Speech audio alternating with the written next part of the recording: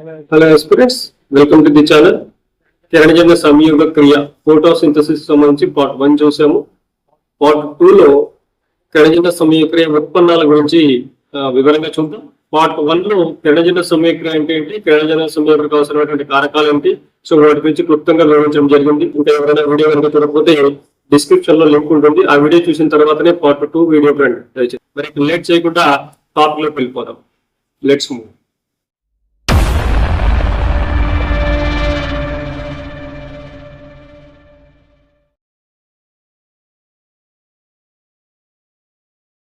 Next వచ్చేసి మరి కిరణజన్య సంయోగక్రియలో ఏర్పడే ఉత్పన్నాలు చూస్తే ఫస్ట్ గ్లూకోజ్ అనేది ఏర్పడుతుంది. దీని యొక్క ఫార్ములా C6H12O6.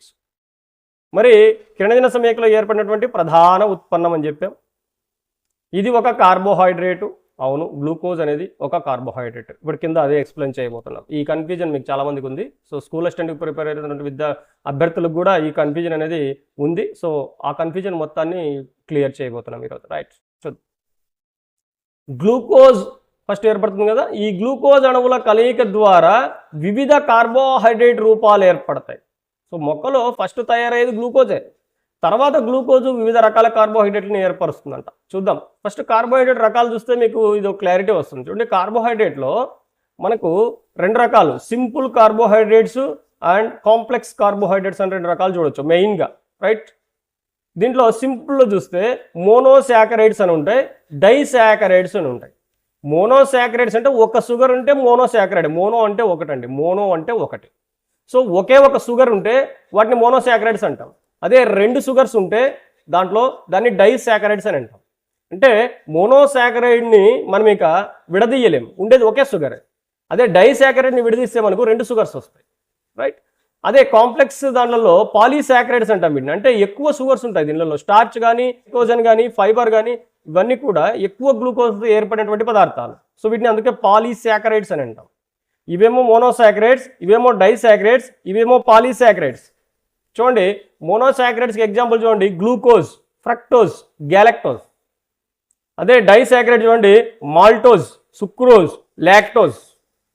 రైట్, పాలీసాకరైడ్ చూస్తే స్టార్చ్, మనం ఇందాక చదువుకున్నాం, గ్లైకోజన్, ఫైబర్, ఇవన్నీ కూడా పాలీసాకరైడ్స్. అంటే మనం చదువుకున్న వాటిలో గ్లూకోజ్ అన్నా, లేదా సుక్రోజ్ అన్నా, లేదా స్టార్చ్ అన్నా, లేదా షుగర్స్ అన్నా అన్నీ కూడా కార్బోహైడ్రేట్సే. అన్ని కార్బోహైడ్రేట్ల యొక్క వేరు వేరు రూపాలని గుర్తుపెట్టుకోవాలి. కార్బోహైడ్రేట్లలో ఒకే ఒక షుగర్ ఉంటే వాటిని మనం ఏమంటాం, మోనోసాకరైడ్స్ అంటాం. అటువంటిది మనకు గ్లూకోజ్. అంటే మనకు ఫోటోసింథసిస్లో ఫస్ట్ ఏర్పడేది మోనోసాకరైడ్, ఒకే ఒక షుగర్ ఉన్నటువంటి గ్లూకోజ్ అనమాట, కార్బోహైడ్రేట్ అనమాట. నెక్స్ట్ ఇది ఏం చేస్తుందంటే రెండు కలిసిపోయి, అంటే గ్లూకోజు, ఫ్రక్టోజ్ ఇవి రెండు కలిసిపోతే ఏం ఏర్పడుతుంది అంటే సుక్రోజ్ అనేటువంటి డైసాకరైడ్ ఏర్పడుతుంది. అంటే ఇందులో రెండు షుగర్స్ ఉన్నాయి కదా, ఈ రెండు షుగర్స్, రెండు మోనోసాకరైడ్స్ కలిస్తే డైసాకరైడ్ అనేటువంటి సుక్రోజ్ అనేది తయారవుతుంది. నెక్స్ట్ ఇలాగా ఈ గ్లూకోజులు పొలిమరైజేషన్ జరిగి అనేక గ్లూకోజ్ అణువులు కలిసిపోతే స్టార్చ్ అనేటువంటి పాలిసాకరైడ్ ఏర్పడుతుంది. అంతే. మరి షుగర్స్ అన్నారు, మరి షుగర్స్ అని వేటిని అంటారంటే మోనోసాకరైడ్, డైసాకరైడ్ రెండింటిని కలిపి షుగర్స్ అంటారు, సింపుల్ షుగర్స్ అంటారు. ఎందుకంటే ఇవి నీటిలో బాగా కరగగలుగుతాయి అన్నమాట. వీటిని సింపుల్ షుగర్స్ అని అంటారు. రైట్, ఇది కార్బోహైడ్రేట్కి సంబంధించినటువంటి చరిత్ర. మనం చదువుకునేవన్నీ కూడా కార్బోహైడ్రేట్సే. రైట్, కార్బోహైడ్రేట్సే, కాకపోతే సింపుల్, కాంప్లెక్స్ కార్బోహైడ్రేట్స్గా మనము డివైడ్ చేసుకోవాలి. మోనోసాకరైడ్స్ మరియు డైసాకరైడ్స్ను సింపుల్ షుగర్స్ అంటారు. ఇందాక మనం చెప్పుకున్నాం కదా, సింపుల్ షుగర్స్ అంటారు వీటినే మనం షుగర్స్ అంటున్నాం. మోనోసాకరైడ్స్ని కానీ డైసాకరైడ్స్ కానీ షుగర్స్ అంటాం అన్నమాట. రైట్, ఇది మీ అవగాహన కోసం మాత్రమే, మీరేం దీన్ని గుర్తించుకోవాల్సిన అవసరం అయితే లేదు. స్కూల్ అసిస్టెంట్స్ అయితే గుర్తించుకోవాల్సిన అవసరం ఉండొచ్చు, ఎడ్జిటీలకు అంత అవసరం లేదు. నెక్స్ట్ గ్లూకోజ్ మరియు ఫ్రక్టోజ్. చూడండి, ఈ రెండు కూడా మనకు మోనోసాకరైడ్స్. ఈ రెండు కలిస్తే ఏర్పడినటువంటి కార్బోహైడ్రేట్ ఏదంటే సుక్రోజ్ అనేటువంటి డైసాకరైడ్ ఏర్పడుతుంది. సుక్రోజ్ అనేటువంటి డైసాకరైడ్ ఏర్పడుతుంది. రైట్, సుక్రోజ్ అనేది గ్లూకోజ్ కంటే ఎక్కువ శక్తి రవాణా చేయగలదంట. చూడండి, ఇక్కడ గ్లూకోజ్ అనేటువంటిదేమో మోనోసాకరైడ్, రైట్, సుక్రోజ్ అనేది డైసాకరైడ్. కాబట్టి ఎక్కువ శక్తిని, అంటే కిరణజన్య సంయోగక్రియ ద్వారా మొక్కలు సంపాదించుకున్నటువంటి, మొక్కలు తయారు చేసుకున్నటువంటి ఎక్కువ శక్తిని ఇది ఇతర ప్రాంతాలకు రవాణా చేయగలదు. ఏది, సుక్రోజ్ అనేటువంటిది. కాబట్టి ఎప్పుడు కూడా మొక్కల్లో తయారైనటువంటి ఆహారము సుక్రోజ్ రూపంలో రవాణా చేయబడుతుంది. ఇది ఇంపార్టెంట్, గుర్తుపెట్టుకోవాలి. మొక్కలు తయారు చేసుకున్నటువంటి ఆహారాన్ని, అంటే లీవ్స్లో, పత్రాలలో తయారు చేసినటువంటి ఆహారాన్ని కిరణజన్య సమయక్రియ జరిగిన ఇతర ప్రాంతాలకు ఏ రూపంలో రవాణా చేస్తాయి అంటే సుక్రోజ్ రూపంలో. ఎందుకు సుక్రోజ్ రూపంలో రవాణా చేస్తాయంటే సుక్రోజ్ అనేటువంటిది నీటిలో కరిగే గుణం కలిగి ఉంటుంది. అదేవిధంగా గ్లూకోజ్తో పోల్చినప్పుడు ఎక్కువ శక్తిని ఇది ట్రాన్స్ఫర్ చేయగలుగుతుంది, ఒక చోటు నుంచి ఇంకో చోటుకి తీసుకెళ్ళగలుగుతుంది. మీరు అడగొచ్చు, సార్ రెండు అంటే డైసాకరైడ్ ఇది సుక్రోజ్ అనేది, రెండు గ్లూకోజ్ ఉంటాయి దీంట్లో, మరి ఇది ఎక్కువ ఎలా ట్రాన్స్ఫర్ చేస్తుంది? పాలీసాకరైడ్ అయినటువంటి స్టార్చ్ కదా ఎక్కువ చేయాలి, ఎక్కువ శక్తిని ట్రాన్స్ఫర్ చేయాలి ఒక చోటు నుంచి ఇంకో చోటుకి, అంటే రవాణా చేయాలంటే స్టార్చ్ అనేది నీటిలో కరగదు. కాబట్టి కరగని పదార్థం ఎప్పుడు కూడా ఒక చోటు నుంచి ఇంకో చోటుకి శక్తిని మూవ్ చేయదు. కాబట్టి సుక్రోజ్ ఇక్కడ గ్లూకోజ్తో పోల్చుంటే సుక్రోజ్ అనేది ఎక్కువ శక్తిని ఒక ప్రాంతం నుంచి ఇంకో ప్రాంతానికి రవాణా చేయగలుగుతుంది. కాబట్టి ఆహార పదార్థాలు ఎప్పుడు కూడా మొక్కలో సుక్రోజ్ రూపంలో రవాణా చేయబడతాయి అనేది మీరు గుర్తుపెట్టుకోవాలి. రైట్. నెక్స్ట్, గ్లూకోజ్ అణువుల పాలిమరైజేషన్ అంటాం. అంటే అన్ని ఒకదానితో ఒకటి కలిసిపోవడం. ఎక్కువ గ్లూకోజ్ అణువులు కలిసిపోతే దాన్ని పాలిమరైజేషన్ అంటాం. అలా పాలిమరైజేషన్ జరిగినప్పుడు స్టార్చ్ అనేది ఏర్పడుతుంది అనమాట. స్టార్చ్ అంటే పిండి పదార్థం అంటాం మనం తెలుగులో. సో ఇది ఒక పాలీసాకరైడ్ నాకు చెప్పుకున్నాం మనం. ఇలాగా పాలీసాకరైడ్ అనేటువంటి స్టార్చ్ అనేది ఏర్పడుతుంది. ఇది నీటిలో కరగదు. కాబట్టి ఇది కరగదు కాబట్టి మొక్కలు తయారు చేసినటువంటి ఆహారాన్ని అవి ఉపయోగించుకున్న తర్వాత ఇంకా మిగిలిపోయినటువంటి ఆహారాన్ని ఏం చేస్తాయంటే స్టార్చ్ రూపంలోనే నిల్వ చేసుకుంటాయి. సో కాబట్టి మొక్కలు నీటిలో కరగనటువంటి రూపంలో అంటే స్టార్చ్ రూపంలో ఆహార పదార్థాన్ని వివిధ భాగాలలో, ఆ పండ్లలో కానీ లేదా విత్తనాల్లో లేదంటే వేర్లలో, దుంపల్లో కూడా నిల్వ చేసుకోవడం జరుగుతుంది. సో ఏ రూపంలో నిల్వ చేసుకుంటాయి అనేది ఇక్కడ ఇంపార్టెంట్ అండి. స్టార్చ్ రూపంలో నిల్వ చేసుకుంటాయి. స్టార్చ్ పిండి పదార్థ రూపం. ఇక్కడ కొన్నిసార్లు తెలుగు పదాల కంటే ఇంగ్లీష్ వర్డ్స్ గుర్తుపెట్టుకోవడమే చాలా మంచిది. ఎందుకంటే కొన్నిసార్లు డైరెక్ట్గా స్టార్చ్ అని ఇచ్చేస్తాడు అక్కడ క్వశ్చన్లో. మనము స్టార్చ్ అని చదువుకోకుండా పిండి పదార్థం అని చదువుకొని వెళ్ళామంటే కొంచెం కన్ఫ్యూజన్ అనేది వస్తుంది. ఇక్కడ తెలుగు మీడియంలో ఇంకో కన్ఫ్యూజన్ ఏంటంటే కార్బోహైడ్రేట్కి తర్వాత పిండి పదార్థానికి పెద్ద తేడా మనకి అనిపించదు. కాబట్టి మనము స్టార్చ్ అనే గుర్తుపెట్టుకుంటే చాలా బెటర్. సో నెక్స్ట్ వెళ్దాం. మరి స్టార్చ్ టెస్ట్ లేదా అయోడిన్ టెస్ట్ అంటాం. సో చాలా పిండి పదార్థ పరీక్ష అని విని ఉంటాం. మరి ఒక మొక్కలో కిరణజన్య సమయక్రియ జరిగింది, మరి అందులో పిండి పదార్థాలు తయారయ్యాయా లేదా అని మనము ఎలా గుర్తిస్తామంటే అయోడిన్ టెస్ట్తో గుర్తిస్తాం. అయోడిన్ టెస్ట్ ఏం చేయాలి? ఫస్ట్ మొక్క ఆకును అంటే లీవ్ని ఏం చేయాలి? మిథిలేటెడ్ స్పిరిట్లో, చూడండి, ఒక స్పిరిట్ తీసుకోవాలి, మిథిలేటెడ్ స్పిరిట్. సో ఒక గాజు బీకర్లో మిథిలేటెడ్ స్పిరిట్ తీసుకుంటాం. సో దాన్ని ఏం చేస్తామంటే వాటర్ బాత్ పైన ఉంచుతాం. అంటే బాగా మరుగుతున్నటువంటి నీరు ఉంటాయి అందులో, దాన్ని వాటర్ బాత్ అని అంటాం. మీకు డిస్ప్లేలో మీరు చూడొచ్చు దాన్ని. సో వాటర్ బాత్ నీళ్లు బాగా మరుగుతుంటాయి, దాని మీద ఈ మిథిలేటెడ్ స్పిరిట్ ఉన్నటువంటి ఈ బీకర్ను, గాజు బీకర్ను ఆ నీటి పైన ఉంచుతాం. ఆ బాత్ పైన ఉంచిన తర్వాత అందులోకి మనం తీసుకున్నటువంటి లీఫ్ వేస్తాం, ఆకుని వేస్తాం. సో వేసి బాగా మరిగిస్తాం. దానిపైన మరిగిస్తే ఏమవుతుందంటే ఆ పత్రంలో ఉన్నటువంటి క్లోరోఫిల్, పత్రహరితం అంతా కూడా తొలగించబడుతుంది. ఎందుకంటే పత్రహరితం ఉంటే ఏమవుతుందో మనకంటే ఆకు మొత్తం గ్రీన్ కలర్లో కనిపిస్తుంది. మనం అయోడిన్ టెస్ట్ చేసినప్పుడు మనకు రావాల్సినటువంటి బ్లూ బ్లాక్ కలర్ అనేది వచ్చినా కూడా మనకు సరిగ్గా కనిపించదు. కాబట్టి ఏం చేస్తామంటే క్లోరోఫిల్ని తొలగించాలి లీఫ్లో నుంచి. తొలగించాలంటే దేంట్లో వేసి మనం వేడి చేయాలంటే మిథిలేటెడ్ స్పిరిట్లో వేసేసి వాటర్ బాత్ పైన బాగా వేడి చేయాలి. అప్పుడు లీఫ్ అంతా క్లోరోఫిల్ పోయి ఎలా మారుతుందంటే పేల్ వైట్ కలర్లోకి మారిపోతుంది. అంటే తెల్లబడిపోతుంది, తెల్లగా అయిపోతుంది, పేల్ కలర్లోకి వచ్చేస్తుంది. రైట్. ఇప్పుడు మనం అయోడిన్ టెస్ట్ చేస్తే మనకు తేడా అనేది, కలర్ చేంజ్ అనేది బాగా కనిపిస్తుంది. సో ఆకును ఒక పెట్రీ డిష్లోకి వేసుకోవాలి. పెట్రీ డిష్ అనేది మీరు చూడొచ్చు, మనకు డిస్ప్లేలో చూడొచ్చు. పెట్రీ డిష్ అంటే ఇలా రౌండ్గా ఉండేటువంటి ఒక గ్లాస్ అనమాట, చిన్నది, అరిచేతిలో పట్టేటువంటిది. అందులోకి మనము పెట్రీ డిష్లోకి ఈ ఆకుని మార్చుకుంటాం. సో ఈ ఆకు పైన కొన్ని చుక్కల టింక్చర్ అయోడిన్, సో అయోడిన్ కలుపుతాం. టింక్చర్ అయోడిన్ అంటాం, లేదా అయోడిన్ అంటాం, లేదా బిటాడిన్ కూడా వాడచ్చు. బిటాడిన్ కూడా వాడాలి, రెండు ఒకటే. సో వీటిని ఆకు పైన డ్రాప్స్గా పిల్లర్ సహాయంతో వేస్తాం. పిల్లర్తో చుక్కలుగా వేస్తాం.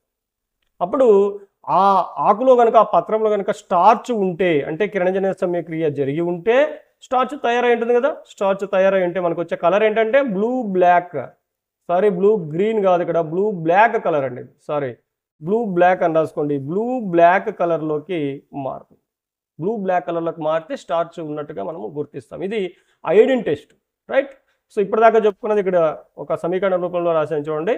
గ్లూకోజ్ అనేది తయారీ రూపం, అంటే తయారు చేసినటువంటి రూపం. కిరణజన సమయక్రియలో ప్రథమంగా ఏర్పడినటువంటి రూపం గ్లూకోజ్. మరి ఈ గ్లూకోజులు సుక్రోజ్గా మారి రవాణా చేయబడుతుంది. దీన్ని రవాణా రూపం అని రాసించాడు, అందుకే రవాణా రూపం ఇది సుక్రోజ్ అనేది. నెక్స్ట్ స్టార్చ్ అనేది నిల్వ రూపం. సో మొక్కలు నిల్వ చేసుకున్నటువంటి రూపం ఏదంటే నిల్వ రూపం. సో ఇక్కడ గ్లూకోజ్ అయినా సుక్రోజ్ అయినా స్టార్చ్ అయినా ఇవన్నీ కూడా కార్బోహైడ్రేట్సే, రైట్. Next oxygen. సో మరి కిరణజన సమయక్రియలో ఆక్సిజన్ వెలువడుతుంది అని మనం చదువుకున్నాం కదా, మరి అది దాని గురించి చూద్దాం. సో కిరణజన సమయక్రియలో ఏర్పడేటువంటి ఉప ఉత్పన్నము ఆక్సిజన్. అంటే ప్రధాన ఉత్పన్నమేమో గ్లూకోజు, ఉప ఉత్పన్నమేమో ఆక్సిజన్, రైట్. కిరణజన సమయక్రియలో వెలువడే ఆక్సిజన్ నీటి కాంతి విశ్లేషణ వల్ల ఏర్పడుతుంది అని చెప్పినటువంటి వ్యక్తి ఎవరంటే రాబర్ట్ హిల్ అనేటువంటి శాస్త్రవేత్త చెప్పాడు. మరి కిరణజన సమయక్రియలో ఆక్సిజన్ వెలువడుతుంది అని నిరూపించేటువంటి ప్రయోగం ఏంటంటే హైడ్రిల్లా ప్రయోగం. హైడ్రిల్లా ప్రయోగం చేస్తాం. మరి ఈ హైడ్రిల్లా ప్రయోగానికి ఉపయోగించే మొక్కలు ఏవంటే హైడ్రిల్లా అనేటువంటి మొక్క ఒకటి, అది లేకపోతే ఎలోడియా అనే మొక్క కూడా వాడచ్చు. హైడ్రిల్లా అనే మొక్క వాడచ్చు, ఎలోడియా అనే మొక్క కూడా వాడచ్చు. అంటే ఈ ప్రయోగంలో ఇవే వాడడానికి, హైడ్రిల్లా లేదా ఎలోడియా వంటి నీటి మొక్కలే వాడడానికి కారణం ఏంటంటే కిరణజన సమయక్రియ జరిగినప్పుడు విడుదలయ్యేటువంటి ఆక్సిజన్ ఏదైతే ఉందో అది బుడగల రూపంలో మనకి కనిపిస్తుంది నీళ్ళల్లో. ఇప్పుడు బయట మొక్కలు తీసుకున్నాం అనుకోండి, భూమి మీద ఉన్న మొక్కలు ఆక్సిజన్ రిలీజ్ అయినప్పుడు మనకి కనిపించదు. కానీ ఆక్సిజన్ రిలీజ్ అయిందని మనం నిరూపించాలంటే అది మనకి కనిపించాలంటే ఇలా బుడగలుగా పైకి వస్తున్నటువంటి ఆక్సిజన్ మనం చూడొచ్చు నీటి మొక్కలను వాడి చేస్తే. అందుకే నీటి మొక్కల్ని ఉపయోగించడం జరుగుతుంది. చూడండి, ఇక్కడ ఒక ఫనల్ తీసుకున్నారు. ఈ ఫనల్లో నీటి మొక్కలు పెట్టేసి దానిపైన నీటితో నిండి ఉన్నటువంటి టెస్ట్ ట్యూబ్ను బోర్లించారు. ఇక్కడ టెస్ట్ ట్యూబ్ను బోర్లించారు, ఫనల్ పైన బోర్లించారు, రైట్. ఈ మొత్తం ఎక్స్పెరిమెంట్ని ఏం చేస్తాం, బయట ఎండలో పెట్టేస్తే కిరణజన సమయక్రియ జరపడం వల్ల ఇవి ఆక్సిజన్ రిలీజ్ చేస్తే ఈ బుడగల రూపంలో ఇలా పైకి వచ్చి ఆక్సిజన్ ఇక్కడ స్టోర్ చేయబడుతుంది అనమాట. దీన్ని హైడ్రిల్లా ప్రయోగం అని అంటాం, రైట్. మరి ఈ ఆక్సిజన్కి సంబంధించి ఇంకా ఒక ఆయన ప్రీస్ట్లీ అనేటువంటి ఆయన ఎక్స్పెరిమెంట్ చేశాడు, ప్రీస్ట్లీ అనేటువంటి ఆయన. సో ఆ ఎక్స్పెరిమెంట్లు ఏమంటారంటే బెల్ జార్ ఎక్స్పెరిమెంట్స్ అని అంటాం. సో ఇవి కూడా ఇంపార్టెంట్, బెల్ జార్ ఎక్స్పెరిమెంట్స్ చేశారు. సో చూద్దాం. జాన్ ప్రీస్ట్లీ 1770లో కిరణజన సమయక్రియ గురించిన అవగాహన లేని రోజుల్లోనే, అంటే కిరణజన సమయక్రియ అంటే ఏంటో ఇంకా ఎవరికి అవగాహన లేదు, ఆ రోజుల్లోనే ఆయన ఈ బెల్ జార్ ఎక్స్పెరిమెంట్స్ అనేవి చేయడం జరిగింది. ఏం చేశాడు, తన ప్రయోగాల ద్వారా బఠానీ మొక్క పెరుగుదలలో గాలి ప్రాముఖ్యతను గుర్తించాడంటే ఆయన. అంటే బఠానీ మొక్క పెరగడానికి గాలి ఏదో అవసరం అవుతుంది, గాలి యొక్క అవసరం ఏదో ఉంది అని గుర్తించాడంటే ఆయన. ఈ విధంగా అంటే ఈ ప్రయోగాల ద్వారా జాన్ ప్రీస్ట్లీ ఏం చేశారంటే ఆక్సిజన్ను గుర్తించినటువంటి వ్యక్తి ఈయన. సో ఆక్సిజన్ కనుక్కున్నాడు ఆయన ఫస్ట్. మరి దీనికి ఈ వాయువుకి ఆక్సిజన్ పేరు పెట్టిన వ్యక్తి ఏమో లెవోయిజర్ 1775లో. అంటే ప్రీస్ట్లీ ఏమో ఆక్సిజన్ గుర్తిస్తే దానికి పేరు పెట్టింది మాత్రం లెవోయిజర్ అనమాట. అసలు ప్రీస్ట్లీ ఏమి ఎక్స్పెరిమెంట్లు చేశాడు చూద్దాం. వెలుగుతున్నటువంటి కొవ్వొత్తి పైన ఒక బెల్ జార్ను బోర్లించేశాడు. ఒక కొవ్వొత్తి వెలిగించాడు, వెలుగుతుంది, దాని మీద ఒక బెల్ జార్ అనేది బోర్లించాడు. బోర్లిస్తే కొద్దిసేపటికి కొవ్వొత్తి ఆరిపోయింది. ఎందుకంటే ఆ బెల్ జార్లో ఉన్నటువంటి ఆక్సిజన్ అయిపోతే కొవ్వొత్తి ఆరిపోతుంది, ఆక్సిజన్ సమక్షంలోనే మండుతుంది కాబట్టి. సో ఆక్సిజన్ అయిపోతేనే ఆరిపోతుంది, ఎందుకంటే లోపలికి ఆక్సిజన్ పోవడానికి అవకాశం లేదు. బెల్ జారు ఈ గాజు గ్లాస్ ఏది బోర్లించేశారు కాబట్టి, రైట్. నెక్స్ట్ ఏం చేశారంటే వెలుగుతున్న కొవ్వొత్తితో పాటు ఒక ఎలకను కూడా పెట్టాడు బెల్ జార్లో, రైట్. సో అప్పుడు ఏమైంది, కొద్దిసేపటికి కొవ్వొత్తి ఆరిపోయింది, ఎలక కూడా చనిపోయింది. ఎందుకంటే ఎలక కూడా ఆక్సిజన్ అందలేదు, చనిపోయింది. మరి ఇక్కడ కొవ్వొత్తి కానీ ఎలుక కానీ లేదా రెండు కానీ ఈ బెల్ జార్లో ఉన్నటువంటి గాలిని మలినపరుస్తున్నాయి, గాలిని ఇవి పొల్యూట్ చేస్తున్నాయి అని ఆయన భావించాడంట. ఈ మూడో లైన్లో ఏం చేశాడంటే వెలుగుతున్న కొవ్వొత్తితో పాటు ఒక ఎలుకను, మరి దాంతోపాటు ఒక పుదీనా మొక్కను కూడా పెట్టాడు, ఒక మొక్కను కూడా లోపల పెట్టాడు బెల్ జార్ లోపల. మరి ఇప్పుడు ఏం జరిగింది అంటే కొవ్వొత్తి వెలుగుతూనే ఉంది, ఎలుక కూడా చనిపోలేదు, మొక్క కూడా బతికే ఉంది. మరి ఈ ప్రయోగం ద్వారా ఆయన ఏం చెప్పాలనుకున్నాడంటే జంతువులు శ్వాసించే వాయువు ఏది, ఆక్సిజన్. సో ఆక్సిజన్ను మొక్కలు విడుదల చేస్తాయి, మొక్కల ద్వారా విడుదల అవుతా ఉంది కాబట్టి ఆ ఎలుక బతికింది.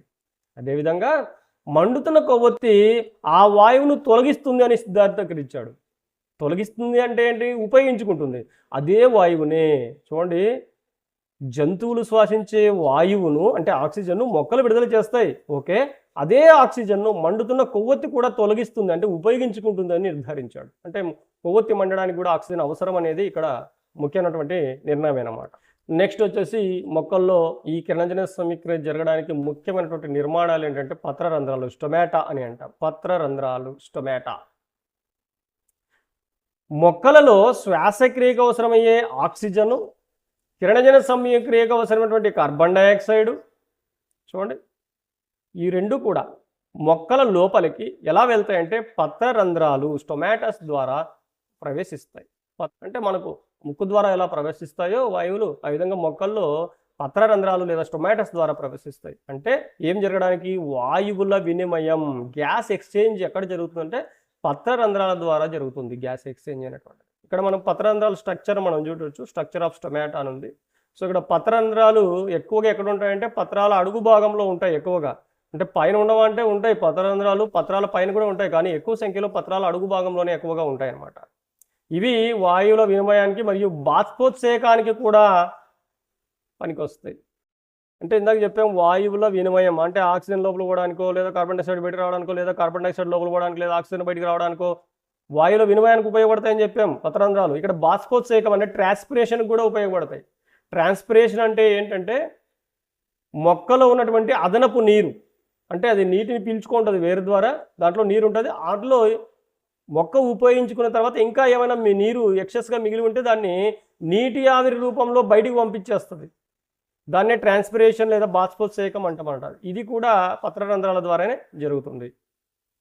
నెక్స్ట్, పత్రరంధ్రాలు 2 చిక్కుడు గింజ ఆకారపు రక్షక కణాలను కలిగి ఉంటాయి. సో ఈ పత్రరంధ్రాల్లో 2 రక్షక కణాలు ఉంటాయి. ఇక్కడ చూడొచ్చు, ఇది ఇదొకటి ఇదొకటి. సో ఇవి ఏ ఆకారంలో అంటే చిక్కుడు గింజ ఆకారంలో ఉంటాయండి ఇవి, రైట్? చిక్కుడు గింజ ఆకారంలో ఉంటాయి. ఇవి రెండు కూడా ఏమంటాము? రక్షక కణాలు, గాడ్ సెల్స్ అంటాము. గాడ్ సెల్స్ అని అంటాం అన్నమాట. రక్షక కణాలు పత్రరంధ్రాల చలనంలో ప్రముఖ పాత్ర వహిస్తాయి. పత్రరంధ్రాలు మూసుకోవడం, తెరుచుకోవడానికి ముఖ్య పాత్ర ఎవరు పోషిస్తారంటే ఈ రక్షక కణాలే. రక్షక కణాలే పత్రాలు మూసుకోవడానికి, తెరుచుకోవడానికి సహకరిస్తాయి. అంటే రక్షక కణాల్లోకి నీరు ప్రవేశించినప్పుడు, అంటే రక్షక కణాలు నీటితో ఫుల్గా నిండినప్పుడు, ఈ విధంగా నిండినప్పుడు రక్షక కణాలు ఇలా ఉంటాయి, నీటితో నిండినప్పుడు ఇలాగా ఓపెన్ అవుతాయి. నీళ్ళన్నీ బయటికి వెళ్ళిపోతే మళ్ళీ ఇలాగా స్లధ స్థితికి వచ్చేస్తాయి. ఈ విధంగా పత్రరంధ్రాలు మూసుకుంటాయి. నీరు ఎప్పుడైతే రక్షక కణాల్లోకి ఎంటర్ అవుతాయో రక్షక కణాలు బాగా స్ఫీత స్థితికి వచ్చి ఉబ్బి ఇలాగా రంధ్రాలని ఓపెన్ చేస్తాయి. సో ఈ విధంగా నీరు లోపలికి వెళ్ళడం ద్వారా పత్రరంధ్రాలు తెరుచుకోవడం, నీరు బయటికి వెళ్ళడం ద్వారా పత్రరంధ్రాలు మూసుకోవడం అనేది వేటి చెరపైన ఆధారపడి ఉంటుందంటే రక్షక కణాల యొక్క చెరపైన ఆధారపడి ఉంటుంది, రైట్? సో రక్షక కణాలు నీటిని కోల్పోయినప్పుడు ఏమవుతాయి? మూసుకుంటాయి. ఈ విధంగా రక్షక కణాలు పత్రరంధ్రాలు మూసుకోవడం, తెరుచుకోవడంలో ప్రధాన పాత్ర వహిస్తాయి. అన్ని మొక్కలలో పత్రరంధ్రాలు పగలు తెరుచుకొని రాత్రి మూసుకుంటాయి. పత్రరంధ్రాలు పగలు తెరుచుకుంటాయి, పగలు బాగా తెరుచుకొని ఉంటాయి. ఎందుకంటే కార్బన్ డైఆక్సైడ్ బాగా లోపల తీసుకుని కిరణజన్య సమీక్రియ జరుపుకోవడం కోసం. రాత్రి సమయంలో దాదాపుగా మూసుకుంటాయి. అయితే వాటిని ఏమంటారంటే, అటువంటి పత్రరంధ్రాలను ఏమంటారంటే, అంటే పగలు తెరుచుకొని రాత్రి మూసుకునేటువంటి పత్రరంధ్రాలను ఏమంటారంటే ఫోటో యాక్టివ్, అంటే కాంతి వలన యాక్టివ్గా ఉన్నాయని గుర్తుపెట్టుకోవచ్చు మీరు. పగల కాంతి ఉంటుంది కదా, కాంతి ఉండడం వల్ల ఇవి యాక్టివ్గా పనిచేస్తాయి కాబట్టి వీటిని ఫోటో యాక్టివ్ పత్రరంధ్రాలు అని అంటారు. అయితే ఎడారి మొక్కల్లో పత్రరంధ్రాలు రాత్రిపూట తెరుచుకుంటాయి, పగలు మూసుకుంటాయి. రాత్రిపూట యాక్టివ్గా ఉంటాయి కాబట్టి వీటిని స్కోటో యాక్టివ్ అని అంటారు. స్కోటో అంటే చీకట్లో అని, స్కోటో యాక్టివ్ అని అంటారు. అసలు ఎందుకు ఇలా జరుగుతుంది అంటే ఎడారి మొక్కల్లో పత్రరంధ్రాలు కనుక పగలు తెరుచుకొని ఉంటే బాష్పోత్సేకం ఎక్కువ జరిగి నీరన్నీ వెళ్ళిపోతాయి, నీరన్నీ కోల్పోతాయి ట్రాన్స్పిరేషన్లో. ఎందుకు కోల్పోకూడదు? ఇవి ఎడారి మొక్కలకు నీరు తక్కువ దొరుకుతుంది కాబట్టి నీరు కోల్పోకుండా ఉండడం కోసం ఇవి పత్రరంధ్రాలను పగలు మూసేసి రాత్రి తెరుచుకొని వాటి యొక్క జీవక్రియలను జరుపుకోవడం జరుగుతుంది అనమాట. నెక్స్ట్, మరి కిరణజన్య సమయక్రియ మొక్కలలోని పత్రాలలో మాత్రమే జరుగుతుందా అనేది ఒక క్వశ్చన్ ఇది. సో కేవలం పత్రాల్లోనే జరుగుతుందా అంటే దాని అర్థం ఏంటంటే క్లోరోఫిల్ అనేటువంటిది కేవలం పత్రాల్లోనే ఉంటుందా, లేదా పత్రాలు కాకుండా కాండము ఇతర భాగాల్లో కూడా పత్రహరితం ఉంటుందా, కిరణజన్య సమయక్రియ జరుగుతుందా అని అర్థం. చూద్దాం. మొక్కలలోని పత్రాలతో పాటు ఆకుపచ్చని కాండాలు, కొమ్మలు మరియు పత్రాలు లేని ఎడారి మొక్కల్లో పత్రాలలాగా మార్పు చెందిన ఆకుపచ్చని కాండం. మనము ఓపెన్షియా వంటి ఎడారి మొక్కల్లో చూస్తే లీవ్స్ అన్నీ కూడా, ఆకులన్నీ కూడా చిన్న చిన్న ముళ్ళలాగా మార్పు చెంది ఉంటాయి. మరి పత్రాలు అనేవి మూలలాగా మార్పు చెంది ఉంటాయి. మరి పత్రం చేసేటువంటి పని కిరణజన సమయక్రియని ఏవి నిర్వహిస్తాయంటే ఆ మొక్కల్లో కాండం నిర్వహిస్తుంది. కాండం అనేది పత్రంలాగా వెడల్పుగా తయారైపోయి అది కిరణజన సమయక్రియను నిర్వహిస్తుంది. కాబట్టి కేవలం పత్రాలలో మాత్రమే, కేవలం లీవ్స్లో మాత్రమే కిరణజన సమయక్రియ జరుగుతుందని కాదు. సో ఆకుపచ్చని భాగాలన్నింటిలో కూడా మొక్కలలో కిరణజన సమయక్రియ అనేది జరుగుతుందని గుర్తుపెట్టుకోవాల్సి ఉంటుంది. ఓకే, సో నెక్స్ట్ వన్, వివిధ రంగుగల పత్రాలు. ఇంతకుముందు కూడా మాట్లాడుకున్నాం. ఆకుపచ్చని పత్రాలు ఉన్నటువంటి మొక్కల్లోనే కాకుండా వివిధ రంగులున్న పత్రాల్లో కూడా కిరణజన సమయక్రియ జరుగుతుందని. సో జరుగుతుందో లేదో చూద్దాం. సాధారణంగా మొక్కలు ఆకుపచ్చని రంగులో ఉంటాయి. అవునా? కారణం ఏంటంటే పత్రహరితం, క్లోరోఫిల్ ఉండడం వల్ల అవి ఆకుపచ్చగా మనకు కనిపిస్తూ ఉంటాయి. ఎస్, కిరణజన సమయక్రియలో ఈ వర్ణద్రవ్యం అనేది ప్రముఖ పాత్ర వహిస్తుంది. ఈ వర్ణద్రవ్యంతో పాటు కెరోటినాయిడ్స్, ఇవి ఇంపార్టెంట్ అండి. కెరోటినాయిడ్స్లో 2 రకాలు ఉంటాయి. కెరోటినాయిడ్స్లో 2 రకాలు. కెరోటిన్ అనేది ఒకటి ఆరెంజ్ కలర్లో ఉంటుంది. తర్వాత జాంతోఫిల్ అనేటువంటిది ఒకటి, ఇది ఎల్లో కలర్లో ఉంటుంది.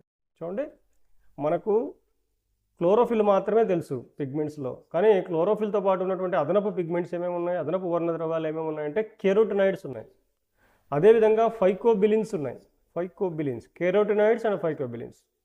కెరోటినాయిడ్స్లో 2 రకాలు. కెరోటిన్ ఆరెంజ్ కలర్లో ఉంటుంది, నెక్స్ట్ జాంతోఫిల్ ఎల్లో కలర్లో ఉంటుంది. మరి ఫైకోబిలిన్స్ 2 రకాలు. ఫైకో ఎరిథ్రిన్ రెడ్ కలర్లో ఉంటుంది. ఫైకో ఎరిథ్రిన్ వల్ల రెడ్ కలర్ వస్తుంది, రైట్. నెక్స్ట్ ఫైకోసైనిన్, దీనివల్ల బ్లూ కలర్ వస్తుంది జీవులకి, రైట్. మరి ఈ విధంగా వర్ణద్రవ్యాలు కూడా, ఈ వర్ణద్రవ్యాలు కూడా కెరోటినాయిడ్స్, ఫైకోబిలిన్స్ అనేటువంటి వర్ణద్రవ్యాలు కూడా కిరణజన సమయక్రియలో పాల్గొంటాయి. మరి వీటిని ఏమంటారంటే అదనపు వర్ణద్రవ్యాలు, యాక్సెసరీ పిగ్మెంట్స్ అని అంటాం. ఇవన్నీ కలిసే కదా మనకు కిరణజన సమయక్రియలో కాంతిని గ్రహిస్తేటువంటి కేంద్రాలు ఏర్పడతాయి. ఇంతకుముందు మాట్లాడుకున్నాం. మరి ఈ వర్ణద్రవ్యాల శాతాన్ని బట్టి పత్రాల రంగులు అనేవి మారుతూ ఉంటాయి. అంతే.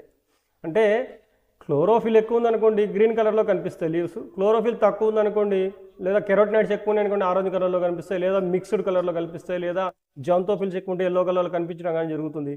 సో మనం ఇక్కడ చూడొచ్చు మొక్కలు కూడా కలర్ మొక్కలు కనిపిస్తున్నాయి ఇక్కడ. కాబట్టి రంగురంగుల పత్రాలు గల మొక్కల్లో కూడా కిరణజన సమయక్రియ అనేది జరుగుతుంది, ఖచ్చితంగా జరుగుతుంది. ఎందుకంటే అందులో కూడా క్లోరోఫిల్ కూడా ఉంటుంది. కాకపోతే కెరోటినాయిడ్స్ కానీ ఫైకోబిల్స్ కానీ చాలా ఎక్కువ శాతం ఉండడం వల్ల వాటి కలర్ అనేది ఇక్కడ డిస్ప్లే అవుతుంది. అంతేగాని అందులో క్లోరోఫిల్ లేదని కాదు, కిరణజన సమయక్రియ జరగదని కాదు. సో ఖచ్చితంగా కిరణజన సమయక్రియ అనేది జరుగుతుంది. ఫర్ ఎగ్జాంపుల్ క్రోటాన్ అనేటువంటి మొక్క మనం కింద చూడవచ్చు. ఇది క్రోటాన్ మొక్క, ఇది క్రోటాన్. మరి ఆకులు చూడండి కలర్గా ఎలా ఉన్నాయో, రైట్. మరి మనీ ప్లాంట్ చూస్తుంటాం. మనీ ప్లాంట్ గ్రీన్గా ఎల్లోగా వీన్స్ చూడండి ఇక్కడ కనిపిస్తుంది కదా మనీ ప్లాంట్. మరి దీంట్లో కూడా ఖచ్చితంగా కిరణజన సమయక్రియ అనేది జరుగుతుందని గుర్తుపెట్టుకోవాలి, రైట్. కిరణజన సమయక్రియ యాంత్రికం అనేది ఎలా ఉందో చూద్దాం. సో ఎలా జరుగుతుంది అసలు కిరణజన సమయక్రియ అనేది చూద్దాం. కిరణజన సమయక్రియ జరిగేటప్పుడు కింది సంఘటనలు జరుగుతాయంట. ఏమేమి సంఘటనలు జరుగుతాయంటే కాంతి శక్తి రసాయన శక్తిగా మారుతుంది, ఫస్ట్ స్టెప్. సెకండ్ స్టెప్, నీటి అణువు విచ్ఛిన్నం జరుగుతుంది, నీటి అణువు విడిపోతుంది. నెక్స్ట్ కార్బన్ డయాక్సైడ్ అనేది కార్బోహైడ్రేట్గా క్షయకరణం చెందుతుంది. ఈ 3 స్టెప్పులు మనకు కిరణజన సమయక్రియలో ముఖ్యంగా జరుగుతాయి, రైట్. మరి ఈ కిరణజన సమయక్రియ అనేది ముఖ్యంగా 2 దశల్లో పూర్తవుతుంది. సో ఈ 3 స్టెప్స్ దాటుకోవడానికి చూడండి, ఈ 3 సంఘటనలు ఎలా జరుగుతాయంటే 2 దశల్లో జరుగుతాయి అన్నమాట. సో ఒకటి కాంతి చర్య లైట్ డిపెండెంట్ రియాక్షన్, రెండోది నిష్కాంతి చర్య లైట్ ఇండిపెండెంట్ రియాక్షన్. సో లైట్తో అవసరం లేకుండా, రైట్. ఫస్ట్ చూద్దాం కాంతి చర్య లైట్ డిపెండెంట్ రియాక్షన్ అంటే ఏదో చూద్దాం. ఈ చర్యను ప్రారంభించడానికి కాంతి అవసరము. చూడు, కాంతి అవసరం కాబట్టి మనం దీన్ని కాంతి చర్య అని అన్నాం, రైట్. ఒకసారి కాంతి సమక్షంలో కిరణజన సమయక్రియ చర్యలు ప్రారంభమైతే అవి కాంతి లేనప్పుడు అంటే నిష్కాంతి చర్యలు కూడా కొనసాగుతాయి. అంటే కిరణజన్య సంయోగ క్రియని కాంతి ఒకసారి స్టార్ట్ చేసిందంటే ఇక తర్వాత స్టెప్పులన్నీ కూడా కంటిన్యూ అవుతాయి. తర్వాత జరగబోయేటువంటి స్టెప్కి ప్రత్యేకంగా కాంతి అనేది అవసరం ఉండదు అని అర్థం, రైట్. కాంతి చర్యలు హరిత రేణువులోని గ్రాణాలో జరుగుతాయి. కాంతి చర్యలన్నీ గ్రాణాలో జరుగుతాయి, ఇది అండర్లైన్ చేసుకోవాలి, ఇంపార్టెంట్ అనేది. ఈ చర్యను కాంతి దశ అంటే ఫైటోకెమికల్ ఫేజ్ అని కూడా అంటారు. కాంతి రసాయన దశ అంటారు. కాంతి దశనే కాంతి రసాయన దశ, ఫైటోకెమికల్ ఫేజ్ అని కూడా అంటారు. ఈ కాంతి దశలో 3 స్టెప్పులు ఉన్నాయి. ఫస్ట్ స్టెప్లో ఏం జరుగుతుందంటే కాంతిలో ఉన్నటువంటి ఫోటాన్ చెప్పాను, ఒక ప్యాకెట్ రూపంలో ఉన్నటువంటి ఎనర్జీ ప్యాకెట్స్ ఇవి. ఎనర్జీ ప్యాకెట్ ఫోటాన్ అనేది ఫోటాన్ను గ్రహించి పత్రహరితము ఉత్తేజితం అవ్వడం. సో ఫస్ట్ స్టెప్లో కాంతిలో ఉన్నటువంటి ఫోటాన్ను తీసుకొని పత్రహరితం ఉత్తేజ స్థితికి వెళ్తుంది. ఇది ఫస్ట్ స్టెప్. సెకండ్ స్టెప్లో ఏం జరుగుతుందంటే కాంతి సమక్షంలో నీటి అణువు ఏదైతే ఉందో, మనము సమీకరణంలో చూస్తే CO2 + H2O అంటాం. H2O అంటే నీరు. ఆ నీరు అణువు విచ్ఛిన్నమైపోతుంది, విడగొట్టబడుతుంది. ఎవరు విడగొడతారు? లైట్ కాంతి సమక్షంలో విడగొట్టబడుతుంది. ఎస్, దీనినే ఫోటోలైసిస్ ఆఫ్ వాటర్ అంటారు. అంటే ఫోటో అంటే లైట్, లైసిస్ అంటే బ్రేక్ చేయడం, విడగొట్టడం. అంటే కాంతి నీటిని విడగొడుతుంది కాబట్టి ఫోటోలైసిస్ ఆఫ్ వాటర్ అని అంటారు. ఇది రెండో స్టెప్, కిరణజన్య సంయోగక్రియలో రెండో స్టెప్, నీటి అణువు విడగొట్టబడడం. నెక్స్ట్ చూద్దాం. సో ఈ నీటి అణువు వినుగొట్టబడడం అనే దాన్ని మొట్టమొదటిసారిగా రాబర్ట్ హిల్ అనేటువంటి శాస్త్రవేత్త కనుక్కున్నాడు. ఇంతకుముందు కూడా చెప్పుకున్నాం. అందుకే దీన్ని హిల్ రియాక్షన్ అని కూడా అంటారు. హిల్ రియాక్షన్ అని కూడా అంటారు. ఎందుకంటే దాన్ని రాబర్ట్ హిల్ అనేటువంటి శాస్త్రవేత్త కనుక్కున్నాడు. రైట్. ఫోటోలైసిస్ వల్ల ఏం ఏర్పడతాయంటే, నీటి అణువు వినిపోవడం వల్ల ఏమవుతుందంటే హైడ్రోజన్ అయాన్ H+ అయాన్ మరియు హైడ్రాక్సిల్ అయాన్ OH- అయాన్లని రెండు అయాన్లు ఏర్పడతాయి. H2O అనేది H+ గాను OH- గాను విడిపోతుంది అనమాట. ఇంకా స్టెప్ 3లో ఏం జరుగుతుందంటే ఈ H- అయాన్ హైడ్రాక్సిల్ అయాన్లు కొన్ని క్రమానుగత చర్యల ద్వారా నీరు మరియు ఆక్సిజన్ను ఏర్పరుస్తాయి. చూడండి, ఇక్కడ నీరు ఆక్సిజన్ రెండు ఏర్పడతాయి. హైడ్రాక్సిల్ అయాన్లు కొన్ని చర్యలకు లోనయ్యి నీరు ఏర్పడుతుంది, తర్వాత ఆక్సిజన్ కూడా ఏర్పడుతుంది. ఇందాక చెప్పినట్టు కిరణజన్య సమయక్రియలు ఏర్పడినటువంటి ఆక్సిజన్ అనేది నీటి నుండి ఏర్పడుతుంది అనేది ఇక్కడ ప్రూవ్ చేయబడింది. చూడండి. రైట్. ఈ నీటిని, ఇక్కడ తయారైనటువంటి నీటిని మొక్కల అవసరాలకు ఉపయోగించుకోగా ఆక్సిజన్ను వాతావరణంలోకి రిలీజ్ చేస్తుంది. ఈ విధంగా కిరణజన్య సంయోగక క్రియ ద్వారా మొక్కలు ఆహారం తయారు చేసుకోవడంతో పాటు ఆక్సిజన్ని పర్యావరణంలోకి విడుదల చేస్తాయి. మరి H+ అయాన్లు ఏమయ్యాయి? ఈ హైడ్రోజన్ అయాన్లు క్రమానుగత చర్యల ద్వారా ATP మరియు NADPH వంటి శక్తి రూపాలుగా ఏర్పడతాయి, శక్తి రూపాలను తయారు చేస్తాయి. ఇవి ఎనర్జీ మాలిక్యూల్స్ అనమాట. ATP, NADPH అనేవి. వీటినే అసిమిలేటరీ పవర్ అని అంటారు. అసిమిలేటరీ పవర్స్. సో మనకు కాంతి చర్యలో చివరిగా మనకి ఏం ఏర్పడాయంటే ATP, NADPH ఏర్పడ్డాయి. అంటే కాంతి చర్య యొక్క అంతిమ ఉత్పన్నాలు ఇవి. ఏంటివి? ATP మరియు NADPH అనేటువంటి అసిమిలేటరీ పవర్స్ అనమాట. అసిమిలేటరీ పవర్స్ అనేవి ఏర్పడ్డాయి. అంటే శక్తి రూపాలు ఏర్పడతాయి. ఇక్కడ మాత్రమే ఎందుకు రాశానంటే కాంతి చర్యలో కేవలం ATP, NADPH అనే శక్తి మాత్రమే తయారైంది. ఇక్కడ ఇంకా గ్లూకోజ్ తయారవలేదనే ఉద్దేశంతో ATP, NADPH మాత్రమే అని రాశాను ఇక్కడ. రైట్. ఈ ఎనర్జీని యూజ్ చేసుకొని నిష్కాంతి చర్యలు జరుగుతాయి. అంటే మళ్ళీ దీనికి కాంతి ద్వారా ఎనర్జీ అందించాల్సిన పని లేదనమాట. కాంతి చర్యలో తయారైనటువంటి ఈ ఎనర్జీలను ATP, NADPH అనే ఎనర్జీలను వాడుకొని నిష్కాంతి చర్య అనేది పూర్తి చేయబడుతుంది. రైట్. సో కాంతి చర్య యొక్క అంతిమ ఉత్పన్నాలు ఏంటి? ATP మరియు NADPH అనేటువంటి ఎనర్జీ మాలిక్యూల్స్. రైట్. ఇప్పుడు నిష్కాంతి చర్య లైట్ ఇండిపెండెంట్, అంటే లైట్తో పని లేకుండా ఇండిపెండెంట్గా జరుగుతుంది అనమాట ఈ రియాక్షన్స్. దీనినే బయోసింథటిక్ ఫేజ్ అంటారు. అంటే సంశ్లేషణ దశ, జీవ సంశ్లేషణ దశ అని అంటారు అన్నమాట. ఎందుకంటే ఇక్కడే మనకు ఫుడ్ సంశ్లేషణ జరుగుతుంది కాబట్టి. తర్వాత నిష్కాంతి దశ, దీన్ని డార్క్ ఫేజ్ అని కూడా అంటారు. నిష్కాంతి దశ అని అంటారు, ఎందుకంటే కాంతి అవసరం లేదు కాబట్టి. కానీ ఈ దశలో చీకట్లో జరుగుతుందని కాదు. అంటే డార్క్ ఫేజ్ అని ఎందుకు పెట్టారంటే అది చీకట్లో జరుగుతుందని కాదు. ఏంటంటే కాంతి అవసరం లేదు కాబట్టి. కాంతి అవసరం లేదు కాబట్టి దీన్ని డార్క్ ఫేజ్, చీకటి దశ, నిష్కాంతి దశ అని అంటాం అనమాట. సో ఏంటి ఈ దశ యొక్క ముఖ్య ఉద్దేశం అంటే కాంతి ఇంకా అవసరం లేదు, కాంతి దశలో తయారైనటువంటి ఎనర్జీని వాడుకొని ఈ చర్యలు పూర్తి చేయబడతాయి. అంటే కాంతి ఉన్నా లేకపోయినా ఈ దశలు అనేవి కంటిన్యూ అవుతాయని అర్థం. మరి కాంతి దశలో ఏర్పడినటువంటి అసిమిలేటరీ పవర్స్ అయినటువంటి ATP, NADPHను ఉపయోగించుకొని ఈ చర్యలు కొనసాగుతాయి. అదే కదా అయిపోయిందాక. మరి ATP, NADPH అనగా ఏమి అంటే ATP ఎక్స్పాండ్ ఫామ్ ఏంటి చూద్దాం. ఇవి కూడా అడుగుతారు. ATP అంటే అడినోసిన్ ట్రైఫాస్ఫేట్. అడినోసిన్ ట్రై అంటే 3, ఫాస్ఫేట్ అంటే 3 ఫాస్ఫేట్లు.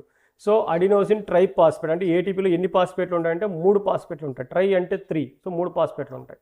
NADPH అంటే ఏంటంటే nicotinamide adenosine dinucleotide hydrogen phosphate.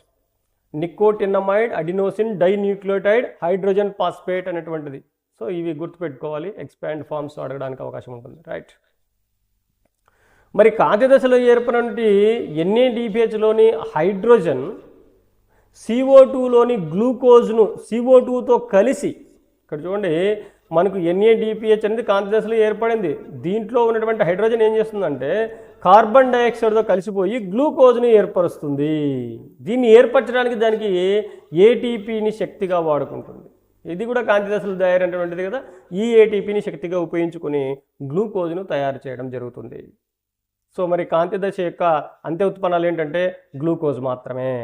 చూడండి కాంతి దశలో అయితే మనకు ATP NADPHలు అంత్య ఉత్పన్నాలుగా ఏర్పడినాయి.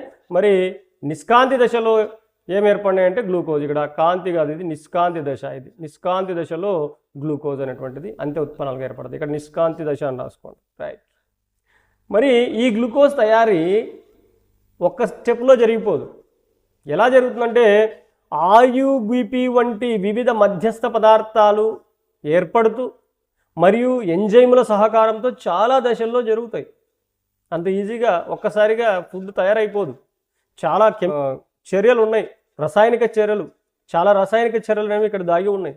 అందులో RUBP అనేది ఫస్ట్ కార్బన్ డైఆక్సైడ్ని రిసీవ్ చేసుకున్నటువంటి పదార్థం. ఇది C3 సైకిల్లో కార్బన్ డైఆక్సైడ్ రిసీవ్ చేసుకుని తర్వాత కొన్ని చర్యల ద్వారా కొన్ని ఎంజైమ్స్ వాడుకొని చాలా దశల్లో గ్లూకోజ్ అనేది తయారవుతుంది. రైట్. మరి చివరగా ఈ గ్లూకోజ్ అనేది పొలిమరైజేషన్ జరిగి స్టార్చ్ ఏర్పడుతుంది. ఇందాక చెప్పాము ఆల్రెడీ స్టార్చ్ ఎలా తయారవుతుందని.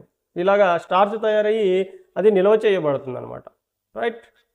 మరి మొక్కలలో ఇతర పోషణ విధానాలు ఏమన్నాయి, అదర్ మోడ్స్ ఆఫ్ న్యూట్రిషన్ కూడా ఇచ్చారు మనకు ప్లాంట్స్లో చాలా రకాల, అంటే స్వయం పోషణే కాకుండా కొన్ని మొక్కల్లో పత్రరహితం ఉన్నా లేకపోయినా కూడా కొన్ని పోషకాలు లోపిస్తూ ఉంటాయి, కొన్ని పోషకాలు లోపిస్తాయి. వాటి కోసం మొక్కలు వేరే విధానమైనటువంటి పోషక విధానాలు కూడా అనుసరిస్తూ ఉంటాయి. ఓకే. దాంట్లో మనకి ఇచ్చినది వచ్చేసి కస్కుటా అనేటువంటి మొక్కలో ఉన్నటువంటి పరపోషణ విధానం. కస్కుటా అనేటువంటి మొక్కలోని పరపోషణ విధానం గురించి ఇచ్చారు. సో హెట్రోట్రోపిక్ న్యూట్రిషన్ ఇన్ కస్కుటా చూద్దాం. దీనినే ఈ కస్కుటాని ఏమంటారంటే డోడర్ ప్లాంట్, బంగారు తీగ అంటే గోల్డెన్ థ్రెడ్ అంటారు, లేదా వ్యాంపైర్ వైన్ అంటారు. వ్యాంపైర్ వైన్ చాలా రకాల పేర్లు ఉన్నాయి. కానీ మన బుక్స్లో రెఫర్ చేస్తే మన పాత బుక్ 10th క్లాస్ బుక్, మరి కొత్త 10th class books last year ఈ ఇయర్ బుక్లు మనం వెరిఫై చేస్తే మనకు 3 నేమ్స్ మాత్రం దొరుకుతాయి. డోడర్ ప్లాంట్, బంగారు తీగ గోల్డెన్ థ్రెడ్ అంటాం, వ్యాంపైర్ వైన్ అని కూడా అంటాం, వ్యాంపైర్ వైన్ అని కూడా అంటాం అనమాట. ఇక్కడ మొక్క కూడా మీరు చూడొచ్చు, బొమ్మలో ఈ విధంగా ఎల్లో కలర్లో మొత్తం చెట్లంతా కూడా అల్లుకునేసి ఉంటుంది, చూడొచ్చు. రైట్. దీని యొక్క శాస్త్రీయ నామం చూస్తే మనకు కస్కుటా రిఫ్లెక్సా అనేటువంటి మొక్క ఇచ్చారు. దీన్ని ఫస్ట్ దాన్ని కస్కుటా అనేదాన్ని ప్రజాతి అంటాం, జీనస్ అంటాము. ఆ రెండో దాన్ని ఏమో స్పీసిస్ అంటాం అనమాట. సో కస్కుటా అనేది జీనస్, ఇక్కడ రిఫ్లెక్సా అనేది స్పీసిస్, జాతి అనమాట. మరి ఏ కుటుంబం చెందిన మొక్క అంటే కన్వాల్వులేసి మొక్క. కన్వాల్వులేసి అనేటువంటి ఫ్యామిలీకి చెందినటువంటి మొక్క. ఈ కన్వాల్వులేసి ఫ్యామిలీనే మార్నింగ్ గ్లోరీ అంటారు. మార్నింగ్ గ్లోరీ ఫ్యామిలీ అని అంటారు. పుష్పాలు చాలా అందంగా ఉంటాయి దీనిలో, పుష్పాలు మార్నింగ్ గ్లోరీ అని అంటాం అనమాట. మరి కస్కుటా ప్రజాతిలో మొత్తం ఎన్ని జాతులు ఉన్నాయంటే తీగ జాతులే 170 తీగ జాతులు ఉన్నాయి. ఇది పాత వరల్డ్ బుక్లో మనకు కనిపిస్తాయి, ఈ మ్యాటర్ అంతా కూడా కనిపిస్తుంది. 170 తీగ జాతులు ఉన్నాయి కస్కుటా ప్రజాతిలో. మనం ఒకటి చదువుతున్నాం, కస్కుటా రిఫ్లెక్సా చదువుతున్నాం. మరి ఇది ఒక పారాసైటిక్ ప్లాంట్, ఇందాక చెప్పుకున్నాం, ఇది పారాసైటిక్ ప్లాంట్ కస్కుటా రిఫ్లెక్సా. మరి లక్షణాలు ఎలా ఉంటాయి చూద్దాం. పత్రాలు లేని తీగ అంటే లీవ్స్ లేనటువంటి ఒక తీగ. ఇది అతి తక్కువ పత్రహరితం కలిగి ఉంటుంది. పత్రహరితం చాలా తక్కువ, అయితే లీవ్స్ లేవు కాబట్టి ఓన్లీ స్టెమ్ కొంచెం గ్రీన్ కలర్లో ఉంటే కొద్దిగా క్లోరోఫిల్ అనేది అందులో ఉండడం జరుగుతుంది. రైట్. మరి ఈ తక్కువ పత్రహరితం ఉండడం వల్ల ఏమవుతుందంటే కిరణజన్య సమయక్రియ అనేది సరిగ్గా జరగకపోవడం వల్ల ఆహారంను వేరే మొక్కల నుంచి గ్రహిస్తూ ఉంటుంది. ఇది వేరే మొక్కల మీద ఆధారపడుతుంది ఫుడ్ కోసం. ఎస్. ఇందుకోసం కస్కుటా ఆధారపడే మొక్కను ఏమంటారంటే అతిథేయ అంటారు. ఇది ఏ మొక్క మీద అయితే దాడి చేస్తుందో ఆ మొక్కను, ఫర్ ఎగ్జాంపుల్ కస్కుటా అనేటువంటిది మిరప చెట్టు మీద దాడి చేస్తుందండి అనుకోండి, ఆ మిరప చెట్టుని ఏమంటారు అంటే అతిథేయి అంటాం, హోస్ట్ సెల్ అని, హోస్ట్ ప్లాంట్ అని అంటాం. మరి దీన్నేమో పారాసైట్ అంటాం. దాడి చేసినటువంటి ఈ కస్కుటాని పారాసైట్ అంటాం. సో దాడి చేయించుకున్నటువంటి మొక్కను ఏమంటాం అంటే అతిథేయి, హోస్ట్ అని అంటాం. మరి దీంట్లో లీవ్స్ ఎలా ఉంటాయంటే లీవ్స్ అసలు ఉండవు. ఒకవేళ ఉన్నా కూడా అవి చిన్న పొలుసులాగా మారిపోయి ఉంటాయి, లీవ్స్ అనేవి కనిపించాం మనకు. కాండం ఎలా ఉంటుందంటే సన్నని తీగ, ఇది స్లెండర్ అనమాట, చాలా స్లెండర్గా ఉంటుంది. మరి అతిథేయి మొక్కను ఏం చేస్తుంది, ట్విన్ అవుతుంది, చుట్టుకుంటుంది, బాగా చుట్టుకొని పెరుగుతుంది అతిథేయి మొక్కని. ఓకే. కలర్ ఎలా ఉంటుందంటే ఎల్లోయిష్గా కానీ, అంటే ఇవి స్పీసీస్ని బట్టి ఉంటుందండి, ఎల్లో కానీ ఆరెంజ్ కానీ పింక్ కానీ లేదా బ్రౌన్ కలర్లో కానీ ఉండడానికి అవకాశం. ఫ్లవర్స్ ఎలా ఉన్నాయి చూద్దాం. ఇవి చిన్నవి, చాలా చిన్నవి, ఇవి పసుపు లేదా తెలుపు ఆకర్షణ పత్రాలు కలిగి ఉంటాయి. అంటే పెటల్స్ ఎలా ఉంటాయంటే కలరు వైట్ కానీ ఎల్లో కానీ ఉంటాయంట. మరి ఎలా ఉంటాయి? గుంపులు గుంపులుగా ఇవి ఏర్పడతాయి, ఒక గుంపులాగా ఏర్పడతాయి. మరి దీంట్లో స్పెషల్గా ఉండేటువంటి భాగాలు ఏంటి అంటే హాస్టోరియంలు, హాస్టోరియాల్ అనేటువంటి రూట్స్. ఇవి కాండం నుంచి ఏర్పడి అతిదేయ కణజములకు చొచ్చుకొని పోయే వేర్ల వంటి నిర్మాణాలు. ఇవి చిన్న చిన్న వేర్లలాగా నిర్మాణాలు కనిపిస్తాయి. హాస్టోరియల్ అనేవి కాండం నుంచి ఏర్పడి ఇవి అతిదేయ కణజాలంలోకి చొచ్చుకొని పోతాయి. మీరు ఇక్కడ మనకు బొమ్మలో చూడొచ్చు, హాస్టోరియాలు ఇక్కడ కనిపిస్తాయి చూడండి. హాస్టోరియాలు బుడిపిల్లలాగా కనిపిస్తున్నాయి కదా. అవి ఏం చేస్తాయంటే, ఈ బుడిపిల్ల ఏం చేస్తాయంటే అతిదేయ కణంలోకి కణజాల లోపలికి చొచ్చుకొని వెళ్ళిపోతాయి, లోపలికి కణజాల లోపలికి వెళ్ళిపోతాయి. హాస్టోరియాలు ఎక్కడ దాకా వెళ్తాయంటే మొక్క దారువు దగ్గరికి వెళ్ళి దారువులోకి వెళ్ళిపోయి గ్జైలంలో నీరు తీసుకుంటాయి. ఎందుకంటే గ్జైలంలోనే కదా నీరు లవణాలు ప్రవహిస్తూ ఉంటాయి. గ్జైలం నుంచి నీటిని తీసుకుంటాయి. అదేవిధంగా పోషక కణజాలం ఫ్లోయం నుంచి ఆహార పదార్థాలను కూడా శోషణ చేస్తాయి. ఇవి హాస్టోరియాలు, ఇవి ఇంపార్టెంట్. ఓకే, నెక్స్ట్ వచ్చేసి నెక్స్ట్ పోషణ విధానము మొక్కలలో కీటకాహారి మొక్కలు అనేటువంటివి స్పెషల్గా ఇచ్చారు. కీటకాహారి మొక్కలు, ఇన్సెక్టివోరస్ ప్లాంట్స్ అంటాం. మరి ఈ మొక్కలు ఆకుపచ్చ రంగులోనే ఉంటాయి. ఇవి కీటకాహార మొక్కలు ఆకుపచ్చ రంగులో ఉంటాయి, లేదా ఇతర రంగుల్లో కూడా ఉండడానికి అవకాశం ఉంది. కానీ కిరణజన సంయోగక్రియ అయితే ఖచ్చితంగా వీటిలో జరుగుతుంది, రైట్. మరి ఎందుకు ఇవి కీటకాలను తింటున్నాయి అనేది చూద్దాం. ఇవి నత్రజని లోపించినటువంటి నేలలో పెరుగుతాయి. అంటే నైట్రోజన్ డెఫిషియన్సీ ఉన్నటువంటి, నైట్రోజన్ స్కేర్సిటీ ఉన్నటువంటి సాయిల్స్లో పెరిగేటువంటి మొక్కలు ఇవి. కాబట్టి నత్రజని కోసమే ఇవి ఏం చేస్తాయి? కీటకాలను జీర్ణం చేసుకొని వాటి నుండి నత్రజనిని పొందుతాయి. ఎగ్జాంపుల్ చూస్తే నెపెంథిస్ అనేటువంటిది ఒకటి, డ్రాసెరా, యుట్రిక్యులేరియా అని ఇంకా చాలా ఉన్నాయి, రైట్. మరి మనకి ఇక్కడ ఎక్స్ప్లెయిన్ చేసినది మనకు ఏంటంటే నెపెంథిస్ అనేటువంటి మొక్కను 7th క్లాస్లో ఎక్స్ప్లెయిన్ చేశారు. నెపెంథిస్ అనేటువంటి మొక్క చూద్దాం. నెపెంథిస్ గురించి కొన్ని చూద్దాం. దీనినే పిక్చర్ ప్లాంట్ అంటారు. నెపెంథిస్నే ఏమంటారంటే పిక్చర్ ప్లాంట్ అని అంటారు. పిక్చర్ ప్లాంట్ అంటాం. ఇవి ఆకుపచ్చగా ఉంటాయి చూడండి. నెపెంథిస్ ఆకుపచ్చగా ఉన్నాయి. కిరణజన్య సంయోగక్రియ కూడా జరుపుకుంటున్నాయి చూడండి. కిరణజన్య సంయోగక్రియ జరుపుకుంటాయి. ఈ మొక్క యొక్క పత్రం అంటే లీఫ్ ఒక కూజ వంటి నిర్మాణంగా మార్పు చెందుతుంది. అంటే లీఫ్ మొత్తం కూజలాగా ఇలాగా చూడండి. ఇది లీఫ్ అంతా ఒక కూజలాగా తయారైపోయింది చూడండి. ఇలాగా కూజ వంటి నిర్మాణంగా మారిన భాగం ఏదంటే పత్రం, లీఫ్ బ్లేడ్ అన్నమాట. ఈ కూజ పైన ఒక మూత కూడా ఉంటుంది, లిడ్ ఉంటుంది. సో అది ఎక్కడి నుంచి తయారవుతుందంటే పత్రం యొక్క అగ్రము, అపెక్స్ ఆఫ్ ది లీఫ్ యొక్క అపెక్స్ నుంచి చూడండి. ఇది ఇదంతా లీఫ్ యొక్క అగ్రభాగం. ఇది అగ్రభాగం అనేది మూతలాగా తయారవుతుంది. లీఫ్ అపెక్స్ అనేది మూతలాగా తయారై ఉంటుంది అనమాట, రైట్. కూజ లోపలి భాగంలో కిందికి వంగిన సన్నని వెంట్రుక వంటి నిర్మాణాలు ఉంటాయి. అంటే కూజ ఇలా ఉంటే కూజ లోపల ఉన్నటువంటి అవి ఎలా ఉంటాయి? కేశాలు, వెంట్రుకలు ఇలా ఉంటాయి. అన్నీ కూడా ఇలాగా అతుక్కొని ఉంటాయి అన్నీ లోపల, రైట్. అంటే లోపలికి వెళ్ళేటువంటి జీవి బయటికి రాకుండా ఇలా ఉండి అడ్డుకుంటాయి అనమాట అన్నీ కూడా, రైట్. సో వంగినటువంటి సన్నని వెంట్రుకలు వంటి నిర్మాణాలు ఉంటాయి. ఏదైనా కీటకం కూజ లోపలికి ప్రవేశించినప్పుడు కూజ పైభాగాన్ని గల మూత మూసుకోవడం వల్ల కీటకం సన్నని వెంట్రుకల వంటి నిర్మాణాల్లో చిక్కుకోగానే జీర్ణక్రియ ఎంజైమ్స్ విడుదలై జీర్ణం చేసేస్తాయి. అది ఈ విధంగా లోపలికి ఏదైనా జీవి ఎంటర్ అయితే దాన్ని వెంటనే మూత మూసేసి లోపల జీర్ణక్రియ ఎంజైమ్స్ అనేవి రిలీజ్ అవుతాయి. రిలీజ్ అవడంతో ఈ మూత మూసేయడంతో లోపల జీర్ణక్రియ ఎంజైమ్లు రిలీజ్ అయ్యి లోపల జీవి జీర్ణం చేయబడుతుంది. దాని ద్వారా నైట్రోజన్ అనేది మొక్క అబ్జర్వ్ చేసుకోవడం జరుగుతుంది, రైట్. ఇంకొకటి సహజీవనం సింబయాసిస్ అంటాం. సింబయాటిక్ న్యూట్రిషన్ లేదా సింబయాసిస్ అంటాం. అంటే ఏంటంటే కొన్ని జీవులు ఆహారము మరియు ఆశ్రయం కోసం కలిసి జీవించడాన్ని సహజీవనం అంటారు. అంటే ఆహారం కోసం కానీ లేదా ఆశ్రయం కోసం కానీ కలిసి జీవిస్తూ ఉంటాయి. ఒక జీవి ఇంకో జీవితో కలిసి జీవిస్తూ ఉంటుంది. దాన్నే సహజీవనం లేదా సింబయాసిస్ అని అంటున్నారు. ఉదాహరణ చూస్తే కొన్ని శిలీంధ్రాలు మొక్కల వేర్లల్లో నివసిస్తాయి, వేర్లతో కలిసి నివసిస్తాయి కొన్ని శిలీంధ్రాలు. వీటిని ఏమంటారంటే శిలీంధ్ర మూలాలు అంటారు. మైకోరైజా అంటారు అన్నమాట. సో ఇవి సహజీవనానికి ఉదాహరణ. ఇంకొక సహజీవనానికి ఉదాహరణ ఇంకోటి ఏంటంటే లైకేన్స్ అనేటువంటివి. లైకేన్స్ అనే నిర్మాణాలు ఏంటంటే ఒక శిలీంధ్రము మరియు ఒక శైవలము. ఇక్కడ శిలీంధ్రం అనేది దీంట్లో పత్రహరితం ఉండదు, సొంతంగా ఇవి ఫుడ్ తయారు చేసుకోవు. అంటే ఇది హెటరోట్రోప్ అనమాట, ఇది పరపోషక జీవి. ఇది శైవలం అనేది కిరణజన్య సమయక్రియ జరుపుకుని ఆహారాన్ని తయారు చేసేటువంటి ఆటోట్రోఫ్, ఇది స్వయం పోషక జీవి ఇది. ఓకే, ఇవి రెండు శిలీంధ్రము శైవలము రెండు కలిసి జీవిస్తాయి, ఒకదానికొకటి సాయం చేసుకుంటాయి. ఏం సాయం చేసుకుంటాయో చూద్దాం. శైవలం ఆకుపచ్చగా ఉండి ఆహార పదార్థాలను తయారు చేసి శిలీంధ్రానికి ఇస్తుంది. మరి శిలీంధ్రం శైవలంకి ఏమి ఇస్తుంది? దానికి బదులుగా అంటే ఆశ్రయం ఇస్తుంది, నీరు ఇస్తుంది, లవణాలు కూడా ఇస్తుంది. ఆశ్రయం, నీరు, లవణాలను ఇస్తుంది. అదేవిధంగా ప్రత్యుత్పత్తి జరిపేది కూడా శిలీంధ్రమే, ప్రత్యుత్పత్తి కూడా శిలీంధ్రమే జరుపుతుంది.